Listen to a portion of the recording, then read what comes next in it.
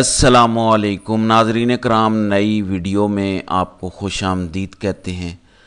آج جو کچھ عمران خان کے ٹویٹر اکاؤنٹ سے پوسٹ ہوا ہے، اس کے بعد میں آپ کو کوئی ڈرانا نہیں چاہ رہا، پریشان نہیں کرنا چاہ رہا، لیکن حالات انتہائی سنگین صورتحال اختیار کر گئے ہیں۔ واقعات کی ترتیب دیکھ لیں، پھر آپ کو بتاتا ہوں کہ صورتحال کیا ہے، اور وہ ویڈیو جو عمران خان چاہتے ہیں کہ پوری قوم دیکھے وہ بھی آپ کو دکھاتا ہوں۔ علی امین گنڈا پور کی SIFC میٹنگ میں شرکت، باہر آ کے ان کا یہ کہنا کہ ہاں آرمی چیف سے ایک نہیں 2 بار ملاقات ہوئی ہے، پھر علی امین گنڈا پور کی عمران خان سے ملاقات جو 40 منٹ جاری رہتی ہے، اور اب ہم دیکھتے ہیں کہ عمران خان کے اپنے ٹویٹر اکاؤنٹ سے ایک ویڈیو پوسٹ ہوتی ہے۔ اس ویڈیو کے بعد پاکستان کی حقیقی آزادی کی یہ جنگ اب کسی نیکسٹ فیز میں داخل ہو گئی ہے، جہاں کبھی کوئی جنگ پہلے داخل نہیں ہوئی۔ ہم انچارٹڈ ٹیریٹری میں ہیں، نہ میں آپ کو بتا سکتا ہوں آگے کیا ہوگا، نہ کوئی اور تجزیہ کار آپ کو بتا سکتا ہے کہ آگے کیا ہوگا۔ ہم وہ لیول کراس کر چکے ہیں۔ عمران خان نے پوری قوم کو کہا ہے کہ حمود الرحمان کمیشن رپورٹ پڑھو، لیکن میں وہ ویڈیو جب چلاؤں گا، خاص طور پر جب اس ویڈیو کا آخری 70-80% آپ دیکھ چکے ہوں گے، تو آپ کو اندازہ ہوگا کہ صورتحال کتنی سنگین ہو چکی ہے پاکستان میں۔ پھر میٹنگز کی ترتیب اس کو دیکھیں تو آپ کو سمجھ آئے گا کہ سچویشن کتنی گھمبیر ہے۔ شاید عوام کو اس کا ادراک نہیں ہے، عمران خان نے حقیقی معنوں میں اپنی جان خطرے میں ڈالی ہے۔ اس ویڈیو کے آنے کے بعد اگر ان کی جان کو خطرہ 100% تھا تو اب 1000% ہو گیا ہے۔ 4-5 سلائیڈز دیکھ لیتے ہیں کہ اس میں کیا ہے، تاکہ ایک مومنٹم بن جائے، پھر وہ ویڈیو میں اس کے بعد چلاؤں گا۔ یہ سارے گرافکس تحریک انصاف کے آفیشیل پیج پر پوسٹ ہوئے ہیں، یہ معمولی بات نہیں ہے۔ میں بھی جانتا ہوں، آپ بھی جانتے ہیں کہ یہ کمپنی سرکار کی دکھتی رگ ہے۔ حمود الرحمان کمیشن رپورٹ اور 1971 میں عبرتناک شکست اور جو ذلت آمیز ہتھیار ڈالے تھے جنرل اروڑا کے سامنے، یہ سب مینشن ہونا تحریک انصاف کے آفیشیل اکاؤنٹ سے، پھر ویڈیو عمران خان کے اپنے ٹویٹر اکاؤنٹ سے پوسٹ ہوئی ہے، تو بات بہت بڑھ گئی ہے۔ ہم یہ ذرا جائزہ لیتے ہیں۔ غدار کون تھا، یا مجیب؟ حمود الرحمان کمیشن رپورٹ، سقوط ڈھاکہ اور ہماری تاریخ کے تلخ حقائق۔ پہلے کمیشن کے بارے میں مختصر تاریخ اور پھر اس میں بیان کردہ دلخراش تفصیلات۔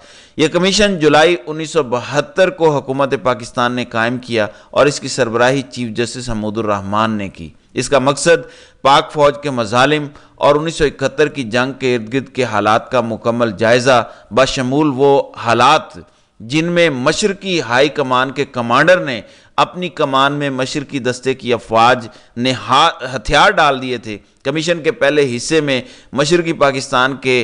پاک فوج کے مشرقی پاکستان میں تعینات جرنیلوں اور ان کی کمان میں فوجی جوانوں کے اخلاقی دیوالیہ پن کا ذکر کیا گیا۔ جنرل نیازی کی پان سمگلنگ، ریپ، کوٹھے چلانے والی خواتین سے جنسی تعلقات اور انہی کو بطور ٹاؤٹ استعمال کرنے سے لے کر بطور مارشل لا ایڈمنسٹریٹر کے طور پر کیسز میں رشوت لے کر کام کروانے اور مختلف جرنیلوں خصوصاً میجر جنرل جمشید اور سینئر افسران کے کروڑوں روپے مشرقی پاکستان کے بینکوں سے لوٹ کر مغربی بینکوں میں لانے کا ذکر کیا گیا۔ اس میں سینئر ملٹری قیادت کے ان ناجائز کاموں کا ارتکاب کرنے پر اوپن ٹرائلز اور سزا کی درخواست کی گئی، کیونکہ یہ سقوط ڈھاکہ سے پہلے کے مشرقی پاکستان میں حالات کی خرابی کا باعث بنے۔ دوسرے حصے میں پاک فوج کے مظالم کے کچھ واقعات بیان کیے گئے ہیں، جن کی مختصر تفصیلات یہ ہیں۔ 1971 کے جنرل الیکشن میں عوامی لیگ کی بھاری اکثریت کے باوجود جنرل یحییٰ کے حکم پر اسمبلی کا اجلاس مؤخر کرنا عوامی لیگ کی مسلح بغاوت کی وجہ بنا۔ اسی تحریک کو ختم کرنے کے لیے پاک فوج نے 25 مارچ کی شب بدنام زمانہ آپریشن سرچ لائٹ کا آغاز کیا، جس میں 25 اور 26 مارچ کی شب بے حسی سے آتش زنی کی گئی، قتل کیے گئے دانشور پیشہ ور افراد کا قتل عام، بغاوت کو روکنے کا بہانہ بنا کر ایسٹ بنگال ریجمنٹ کے افسران کا قتل عام، بزنس مین اور انڈسٹریلسٹ کا قتل عام، ہندو اقلیتوں کا قتل اور بہت بڑی تعداد میں پاک فوج کے افسران اور جوانوں نے بنگالی عورتوں کا ریپ کیا اور سب کو اجتماعی قبروں میں دفن کیا۔ یہ سلسلہ آپریشن کے آغاز سے جنگ کے اختتام تک جاری رہا۔ 25 مارچ کی شب اسلحہ اور بارود کا بے دریغ استعمال کیا گیا، جس میں 2 رہائشی ہال پر مارٹر گولے مارے گئے، جس کی وجہ سے بہت سے طالب علم ہلاک ہوئے۔ بہت سے جونیئر افسران لوٹ مار، فائرنگ اسکواڈ کے ذریعے سرعام قتل کرنے سے لے کر بنگالی افسران اور عام لوگوں کو بغیر جانچ پڑتال یا ٹرائل کے غائب کرنا اور سینکڑوں کی تعداد میں قتل ایک افسر کے اشارے پر کیے جاتے ہیں۔ مختصر یہ کہ بنگالیوں پر ان کی اپنی سرزمین تنگ کر دی گئی، جہاں ان کی جان، مال، عزت، ہر چیز لوٹی گئی۔ کمیشن کا تیسرا حصہ پاک فوج کی سینئر قیادت کی بزدلی، ان کی ناقص حکمت عملی اور غلط فیصلوں کی وجہ سے سقوط ڈھاکہ کی وجہ بننے والے عوامل پر روشنی ڈالتے ہوئے ان کے کورٹ مارشل کا مطالبہ کرتا ہے۔ جنرل نیازی ڈھاکہ کا دفاع اپنی ناقص حکمت عملی کی وجہ سے نہ کر سکے۔ میجر جنرل رحیم مکتی بانی کے ڈر سے اپنے ہی جوانوں کو میدان جنگ میں چھوڑ کر بھاگ گئے۔ میجر جنرل باقی صدیقی کی غداری اور ان کا بار بار ہتھیار ڈالنے کی اجازت مانگنا اور بزدلی کا تذکرہ کیا گیا۔ کمیشن کا یہ حصہ بہت سے افسران کو سزا کا مستحق کہتا ہے، کیونکہ ان کے بزدلانہ اور غلط فیصلوں کی وجہ سے بھاری نقصان اٹھانا پڑا۔ کمیشن کا چوتھا حصہ سقوط ڈھاکہ کی وجہ بننے والی غلطیوں پر روشنی ڈالتا ہے۔ جنرل یحییٰ کا اسمبلی اجلاس مؤخر کرنے، ملٹری آپریشن کا آغاز، شیخ مجیب الرحمان سے مذاکرات کی ناکامی کو چھپا کر آپریشن شروع کرنے جیسی سنگین غلطی، عوامی لیگ کے امیدوار خود چننا لوگوں کی امنگوں کے مطابق نہیں تھے اور معاملات کا سیاسی حل نہیں نکالا، دوست ممالک کے اصرار کے باوجود شیخ مجیب الرحمان سے مذاکرات نہ کرنا اور ہندوستان کا خطرہ نظر انداز کرنے پر مشرقی پاکستان الگ ہو گیا۔ کمیشن کا آخری حصہ جنرل نیازی کی بزدلی کی آخری حد کو دکھاتا ہے۔ ہتھیار ڈالنے کا کوئی بھی حکم نہیں تھا اور وہ لڑائی 2 ہفتے تک جاری رکھ سکتے تھے، لیکن تذلیل کے ساتھ ہتھیار ڈال دیے جو آج تک پاکستان پر سیاہ دھبا ہیں۔ آخر میں کمیشن میں یہ کہا گیا کہ پاکستان کو شکست پاک فوج کے سینئر افسران کی اخلاقی کردار اور جرت کی کمی کی وجہ سے ہوئی۔ 2 بار مارشل لا لگنے سے پاک فوج کے بیشتر افسران بڑے پیمانے پر اراضی کے حصول، گھر اور انتہائی غیر اخلاقی سرگرمیوں میں پڑنے کی وجہ سے ان کی پیشہ ورانہ کارکردگی اور ان میں لڑنے کی صلاحیت اور حوصلہ بالکل ختم ہو گیا تھا۔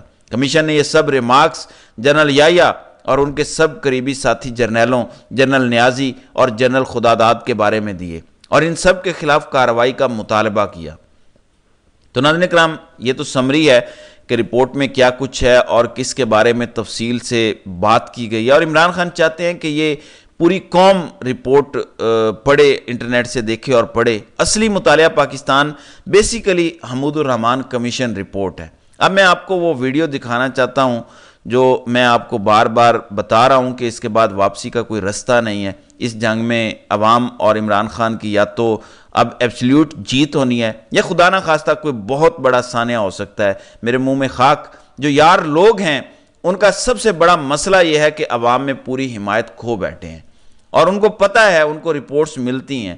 ایسے میں اگر وہ عمران خان کی جان لینے کی کوشش کرتے ہیں تو عوام سے تعلق بحال کرنے کی ایک آخری امید بھی ختم ہو جائے گی۔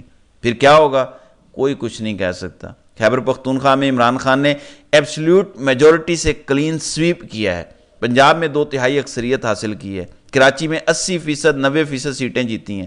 تو کیا ہوگا اس ملک میں کسی کو کچھ اندازہ نہیں ہے۔ پہلے یہ ذرا ویڈیو ملاحظہ کریں۔ مقتدرہ نے ہمیشہ شیخ مجیب الرحمان کو غدار بنا کر پیش کیا، لیکن ملک توڑنے کے اصل ذمہ دار فوجی حکمران جنرل یحییٰ اور اس کے حواریوں کے مکروہ کردار کا کبھی ذکر تک نہیں کیا۔ آئیے جائزہ لیتے ہیں کہ جنرل یحییٰ اور شیخ مجیب الرحمان میں سے اصل غدار کون تھا۔ شیخ مجیب مشرقی پاکستان کا اکثریتی منتخب نمائندہ تھا۔ جنرل یحییٰ پاکستانیوں کے حقوق کا غاصب تھا۔ شیخ مجیب پاکستان ہی میں رہنے کا خواہش مند تھا۔ جنرل یحییٰ مشرقی پاکستان کو بچانے کی کوئی نیت نہ تھی۔ شیخ مجیب جمہوری اصولوں کے عین مطابق اکثریتی جماعت کو اقتدار کی منتقلی کا مطالبہ کیا۔ جنرل یحییٰ اپنی کرسی بچانے کے لیے اقتدار کی منتقلی کا کوئی ارادہ نہ تھا۔ شیخ مجیب بالآخر گرفتار کر لیا گیا۔ جنرل یحییٰ अपने ही हमवतन बंगाली भाइयों पर बदतरीन क्रैकडाउन और खून रेजी की। शेख मुजीब सिविलियन होते हुए मिलिट्री कोर्ट से सजा दिलवाई गई। जनरल याहिया उस वक्त की दीगर अस्करी क़यादत के साथ मिलकर मशरकी पाकिस्तान लूटता रहा। हमीदुर रहमान कमीशन रिपोर्ट में पाकिस्तान के 2 लख्त होने का जिम्मेदार, इखलाकी दिवालियापन का शिकार, करप्ट और बुज़दिल जर्नैलों को करार दिया गया है। रिपोर्ट में बदनाम जमाना ऑपरेशन सर्चलाइट का जिक्र है, जिसके मुताबिक उस वक्त की अस्करी क़यादत ने मशरकी पाकिस्तान में आतिशज़नी, दानिश्वर और पेशेवर अफराद का कत्लेआम, बगावत को रोकने का बहाना बनाकर ईस्ट बंगाल रेजिमेंट के अफसरान का कत्लेआम, बिजनेसमैन और इंडस्ट्रियलिस्ट का कत्लेआम और हिंदू अक़लियतों का कत्ल किया। बहुत बड़ी तादाद में उस वक्त के अफसरान और जवानों ने बंगाली औरतों का रेप किया और सबको इज्तिमाई कब्रों में दफन किया। यह सिलसिला ऑपरेशन के आगाज से जंग के इख्तिताम तक जारी रहा। जो अस्करी क़यादत अपनी आवाम ही से लड़ने में मसरूफ थी, वो दुश्मन का क्या मुकाबला करती। महज 2 हफ्ते में जनरल नियाजी ने भारतीय जनरल के सामने हथियार डालते हुए शिकस्त की जिल्लत आमेज दस्तावेज पर दस्तखत किए, जो आज तक पाकिस्तान पे सयाद अब्बा है। कमीशन रिपोर्ट में पाक फौज की सीनियर क़यादत की बुज़दिली, उनकी नाकिस हिकमत अमली और गलत फैसलों की वजह से सकूते ढाका के जिम्मेदारान के कोर्ट मार्शल का भी मुतालबा किया गया, जबकि मुक़तदरा ने हमेशा शेख मुजीब को गद्दार साबित करने की कोशिश की। आखिर उसका कसूर क्या था? क्या पाकिस्तान के अवाम ने उसे सबसे ज्यादा नशिस्तों पर कामयाब नहीं करवाया था? और क्या जमहूरी असूल के मुताबिक इक़्तिदार अवामी लीग को मुंतकिल नहीं किया जाना चाहिए था? अगर इन बातों का जवाब हाँ में है, तो फिर हमें खुद से पूछना चाहिए कि जिस शेख मुजीब को मुगालता पाकिस्तान में गद्दार साबित किया गया, क्या वाकई वो इस लक़ब का हकदार था या असल गद्दार जनरल याहिया था? आज भी खुद को रियासत समझने वाले जंगल के बादशाह ने अवाम की अक्सरियती जमात के मैंडेट पर डाका डालकर मुस्तरद शुदा अक़लियत को मुल्क पर मुसल्लत कर रखा है। आज पाकिस्तान में सकूते ढाका की तारीख दोबारा दोहराई जा रही है, जो कि 1971 के मुल्क तोड़ने के जहन की अक्कास है। जी, तो सूरत हाल समझ लें। ये वाज़ेह है कि इमरान खान को धमकी दी गई है कि पीछे हट जाओ, गायब हो जाओ, सियासत से माइनस हो जाओ खुद ही, वरना तुम्हें गद्दार साबित किया जाएगा, अदालतों से तुम्हें सज़ा दिलवाई जाएगी। इस पे इमरान खान का ये जवाब है जो इस वीडियो में आपने देख लिया है। तो नाज़रीन कराम, आपकी इस वीडियो के हवाले से क्या राय है? आप अपनी राय का इजहार कमेंट सेक्शन में ज़रूर कीजिएगा।